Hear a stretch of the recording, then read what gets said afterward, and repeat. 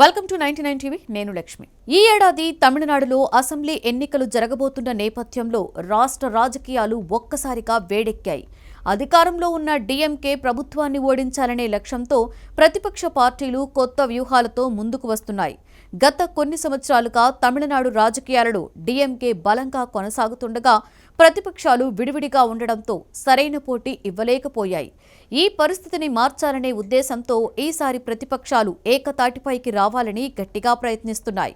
ఈ క్రమంలో బుధవారం ఒక కీలక రాజకీయ పరిణామం చోటు చేసుకుంది.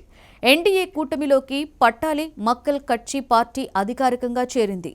పీఎంకే పార్టీ తమిళనాడులో ప్రత్యేకంగా వన్నియార్ వర్గంలో మంచి ప్రభావం కలిగిన పార్టీగా గుర్తింపు పొందింది. అలాంటి పార్టీ ఎన్డీఏలో చేరడం రాజకీయంగా ఎంతో ప్రాధాన్యతను సంతరించుకుంది. ఈ పరిణామం ప్రతిపక్ష కూటమికి మరింత బలం చేకూరుస్తుందని రాజకీయ విశ్లేషకులు భావిస్తున్నారు. ఈ పొత్తుకు సంబంధించి ప్రకటనను పీఎంకే అధినేత అన్బుమణి రామదాస్, ఏఐడీఎంకే అధినేత మాజీ ముఖ్యమంత్రి ఎడప్పాడి పళనిస్వామి కలిసి మీడియా ముందు వెల్లడించారు. ఇద్దరూ ఒకే వేదికపై కనిపించి ఉమ్మడిగా మాట్లాడడం ద్వారా తమ పొత్తు బలంగా ఉందనే సంకేతాన్ని ప్రజలకు ఇచ్చారు. రాబోయే అసెంబ్లీ ఎన్నికల్లో ఏఐడీఎంకే, పీఎంకే కలిసి పోటీ చేస్తాయని, ఈ కూటమి ఎన్డీఏలో భాగంగా ఉండబోతుంది అని స్పష్టం చేశారు. తమిళనాడులో ఈసారి తప్పకుండా ఎన్డీఏ కూటమి విజయం సాధిస్తుందని అన్బుమణి రామదాస్ ధీమా వ్యక్తం చేశారు. గత ఎన్నికల్లో ప్రతిపక్షాలు విడివిడిగా పోటీ చేయడం వల్లే డీఎంకే విజయం సాధించిందని, ఇప్పుడు ఆ తప్పు మళ్లీ జరగకుండా అన్ని పార్టీలను ఏకం చేసే ప్రయత్నం జరుగుతుందని తెలిపారు. పళనిస్వామి నాయకత్వంలో ప్రతిపక్షాలు ఒకే దిశగా ముందుకు సాగుతున్నాయని ఆయన చెప్పారు. ఈ కూటమిని విక్టరీ అలయన్స్గా పళనిస్వామి అభివర్ణించారు. ఇప్పటికే బీజేపీతో పొత్తు కొనసాగుతుందని, ఇప్పుడు పీఎంకే కూడా ఎన్డీఏలో చేరిందని తెలిపారు. భవిష్యత్తులో మరికొన్ని పార్టీలను కూడా తమ కూటమిలోకి ఆహ్వానిస్తామని ఆయన వెల్లడించారు. ప్రజలకు మంచి పాలన ఇవ్వడమే తమ లక్ష్యమని, డీఎంకే ప్రభుత్వ వైఫల్యాలను ప్రజల్లోకి తీసుకువెళ్లే బాధ్యత తమదేనని అన్నారు.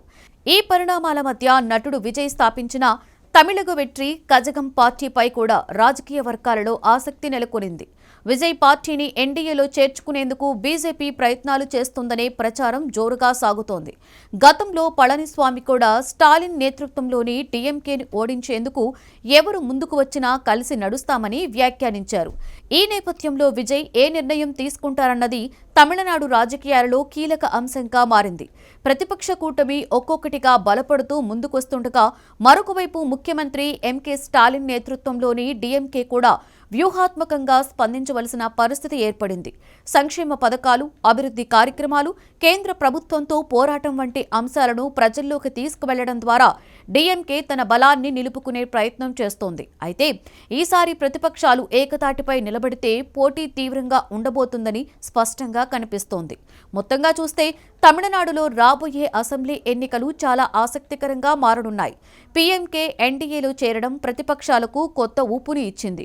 పొత్తులు, నాయకత్వం, ప్రజల అభిప్రాయం అన్నీ కలిసి ఈ ఎన్నికల ఫలితాన్ని నిర్ణయించనున్నాయి.